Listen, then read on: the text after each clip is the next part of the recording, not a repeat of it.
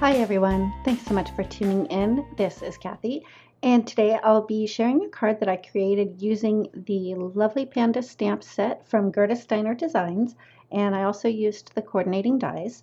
In addition to that, I did a little bit of ink blending using picked raspberry, carved pumpkin, squeezed lemonade, and twisted citron oxide inks. And of course, I colored that little bear in using some Copic markers, and I did a few highlights with a white gel pen. Let's get started. I started out by stamping that panda onto a piece of 80-pound Neenah Solar White cardstock, and I used my favorite things Extreme Black Hybrid ink. One of the things that I wanted to make sure of was that I didn't lose the definition between his arm and the top of his leg.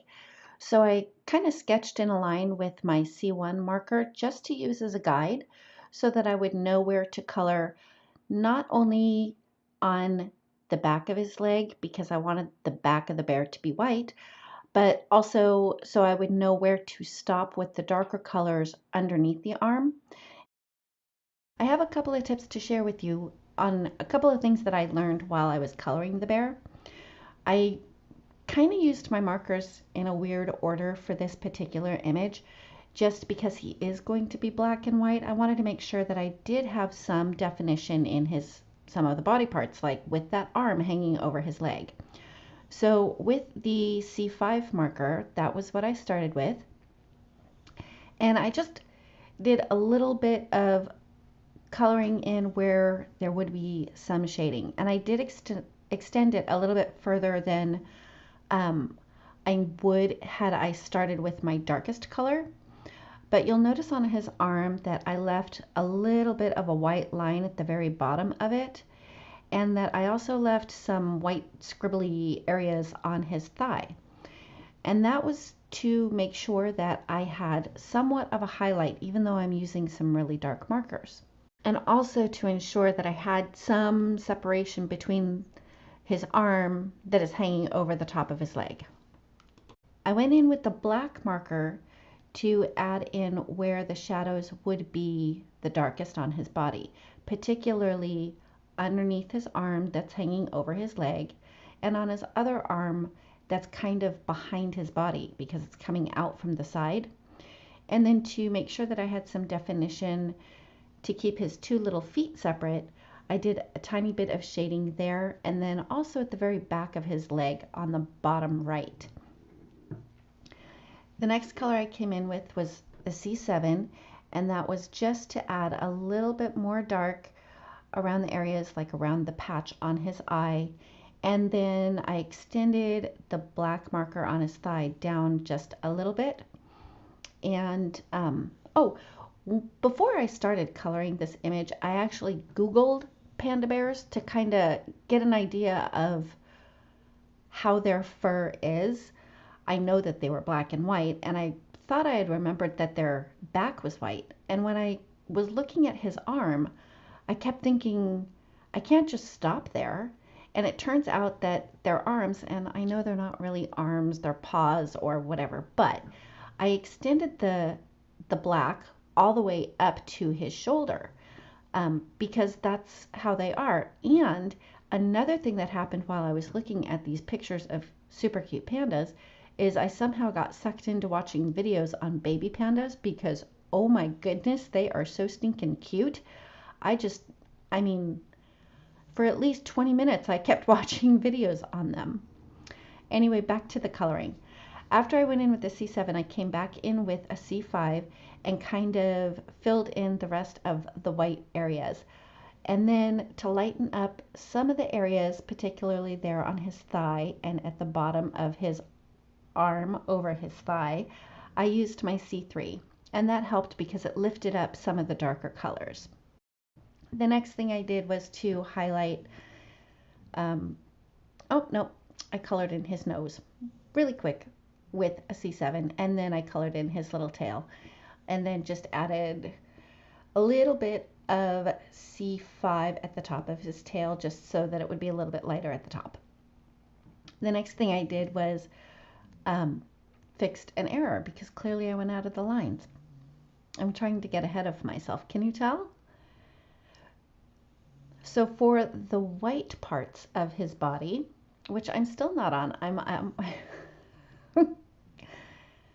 okay. So what I'm doing here with the white gel pen is I'm adding highlight at the top of his foot that's in the front, and then I'm going to go over it with a C3 marker, and then I go back in with the white gel pen just to add a little highlight at the top of his foot in the front, and then at the top of his foot that's behind him, just to add some highlight because my markers got a little bit too dark. Now for his body, I wanted to add in, oh, and then I decided that I needed to add more shading under his arm because it seemed to me like it was getting a little bit lost. Again, I'm trying to get ahead of myself. I'm not sure what the deal is. And then I had to blend out the black with the C7. Oh, it's morning. And the time change, I don't know about you guys, but the time change truly has kind of hit me hard this year. Normally I'm not too affected by the time change, but this year, whew, it's taken me all week to get used to it. So still working on those shadows there, or the highlights on the black parts of his body.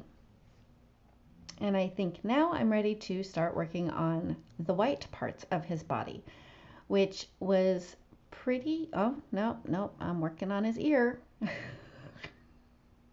And of course I had to add a little blush to his cheek. For the white part on his body, I did want to add in some shading, but I didn't want it to overtake. So I was pretty light-handed with the C1 and just went pretty much just around the edges, and then kind of went a little bit deeper where there would be more of a shadow, especially on his belly down by his legs, because that front leg would be casting a fairly decent shadow on his little belly. And then decided to blend it out with a colorless blender just to make them look, just to blend those lines out so they didn't look like straight lines. And then for under his chin and by his neck, to get a little bit more definition, I come back in with the C1 and do kind of like just a tiny little triangle. And that just added just a tiny little bit so that there was more definition for his little head there. When I started working on the balloon, I chose to use RVs. And the first thing I did was went in with my RV10 and kind of made like a little comma mark just so I could keep a highlight on that balloon. And the one thing that I did notice with the RVs, because these are colors that I'm not very familiar with, I've not used them a whole lot, yeah, they pick up, the lighter RVs definitely pick up the darker RVs. So I think that if I had to do this one over again, I think with the balloon I would have started with RV21 and then added my darkest in later, because you can see how it's picking it up quite a bit there. But I keep working it and I keep going in and adding more blending, trying to keep the highlight up in the top right of that balloon, and trying to keep it really light at the very top of the balloon, because that's kind of where I wanted my light source to be. For the rest of the coloring on the balloon, I have sped it up pretty quick because I just keep adding layers until I'm happy with the blend.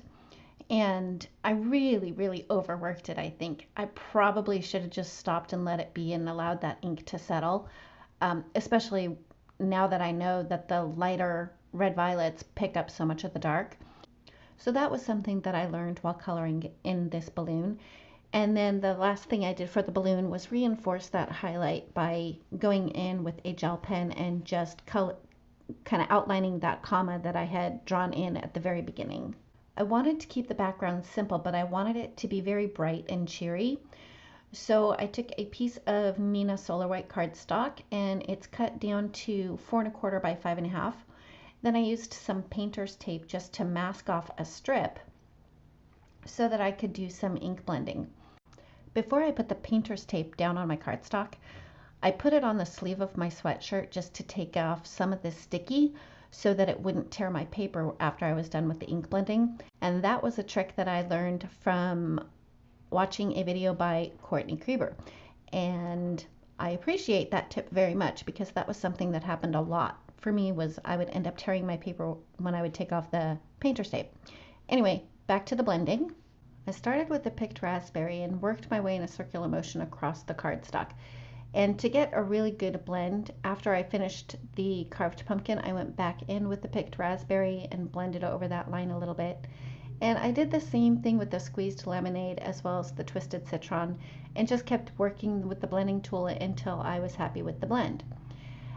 After I was happy with the blending, I decided to add a little bit of splatter, and instead of using a spray bottle, I used a toothbrush instead. I just dipped the bristles into a small cup of water and then run my thumb down the bristles of the toothbrush. This gives me a little bit more control over where the splatters are going to be, also how big the splatters are going to be. I dabbed the excess water off with a paper towel, and once it was fully dry, I ran that panel through my die cut machine with a stitched rectangle die from My Favorite Things. Then I put it in the stamp platform, and I used the die cut Panda as a guide so I would know where to stamp the sentiment. And I stamped the sentiment using VersaFine Onyx Black ink. And then it was time to finish putting the card together. And I know that this is probably going to come as a major shock, but I did not use any foam tape at all on this card. I placed the ink panel on top of a top folding A2 size note card and kind of played with the placement of the panda. Then I adhered him down with my tape runner, and I don't know what I was thinking, but I had actually forgotten to adhere the inked panel onto the front of the card and did my sequins first. So then I had to wait for the sequin, or I had to wait for the glue to dry, so then I could adhere the panel onto the note card itself. So while I was waiting for that, I used my Wink of Stella pen to add a little bit of glitter to the balloon. And that finishes up the card for today. Thanks so much for tuning in. If you like the video, give it a thumbs up. If you've not yet subscribed, I'd love it if you would. And we'll see you next time.